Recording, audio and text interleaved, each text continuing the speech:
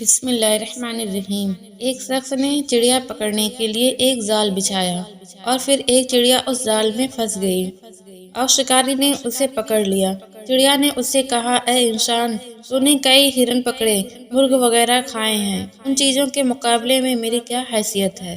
ذرا سا گوشت میرے جسم میں ہے، اس سے تمہارا کیا بنے گا؟ تمہارا تو پیٹ بھی نہیں بھرے گا، لیکن اگر تم مجھے آزاد کر دو تو میں تمہیں 3 نصیحتیں کروں گی، ان پر عمل کرنا تمہارے لیے بہت مفید ہوگا۔ ان میں سے ایک نصیحت تو میں ابھی کروں گی، دوسری اس وقت جب تم مجھے چھوڑ دو گے اور میں دیوار پر جا بیٹھوں گی، اس کے بعد تیسری اور آخری نصیحت اس وقت کروں گی جب دیوار سے اڑ کر سامنے درخت کی ساکھ پر جا بیٹھوں گی۔ اس شخص کے دل میں تجسس پیدا ہوا کہ نہ جانے چڑیا کیا فائدہ مند نصیحت کرے۔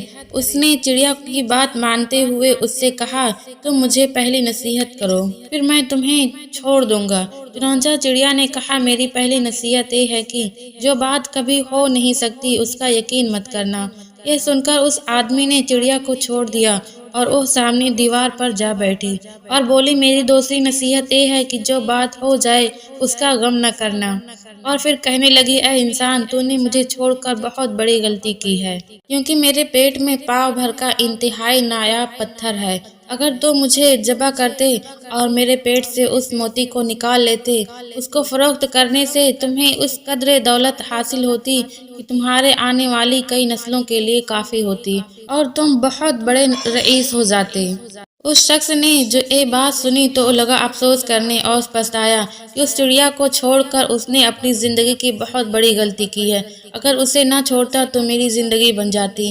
چڑیا نے اسے اسی طرح سوچ میں پڑے دیکھا تو اڑ کر درخت کی شاخ پر جا بیٹھی اور بولی، اے انسان، میں نے ابھی تمہیں پہلی نصیحت کی ہے جسے تم بھول گئے ہو، کیونکہ جو بات نہ ہو سکنے والی ہو اس کا ہرگز یقین نہ کرنا۔ لیکن تم نے میری اس بات کا اعتبار کر لیا کہ میں چھٹانگ بھر وزن رکھنے والی چڑیا اپنے پیٹ میں 1 پاؤ وزن کا موتی کیسے رکھ سکتی ہوں؟ کیا یہ ممکن ہے؟ میں نے تمہیں دوسری نصیحت یہ کی تھی کہ جو بات ہو جائے اس کا غم نہ کرنا، مگر تم نے دوسری نصیحت کا کوئی بھی اثر نہ لیا اور غم و افسوس میں مبتلا ہو گئے کہ خواہ مخواہ مجھے کوئی بھی نصیحت کرنا بالکل بیکار ہے۔ تم نے میری پہلی اور دوسری نصیحتوں پر کب عمل کیا جو تیسری پر عمل کرو گے؟ تم نصیحت کے قابل نہیں ہو۔ یہ کہتے ہوئے چڑیا پھر سے اڑی اور ہوا میں پرواز کر گئی۔ وہ شخص وہیں کھڑا چڑیا کی باتوں پر غور و فکر کرتے ہوئے سوچوں میں کھو گیا۔ اصل کلام تو یہ ہے کہ وہ لوگ خوش نصیب ہوتے ہیں جنہیں کوئی نصیحت کرنے والا ہو۔